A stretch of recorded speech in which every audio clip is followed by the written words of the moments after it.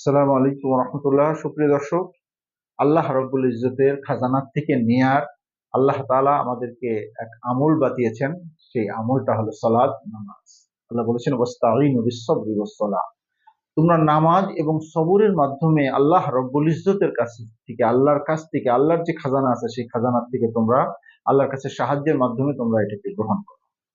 আল্লাহ রব্বুল ইজ্জত তার হাবিব জনাব মুহাম্মদ রাসূলুল্লাহ সাল্লাল্লাহু আলাইহি ওয়াসাল্লামকে হুকুম করেছেন, ইয়ামুর আহলাকা বিস-সালাত ওয়াসতাবির আলাইহা লা নাসআলুকা রিজকা নাহনু নারযুকুকা ওয়াল আকিবাতু লিত-তাকওয়া।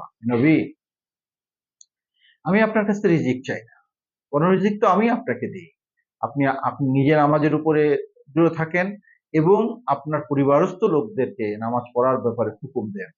আল্লাহ রাব্বুল ইজ্জত এই কালামের পাকের মধ্যে রিজিক তার কাছে আল্লাহ তাআলাই দেন এবং দেন দেওয়ার মাধ্যম হিসেবে আল্লাহ বর্ণনা করেছেন নামাজ, সালাত।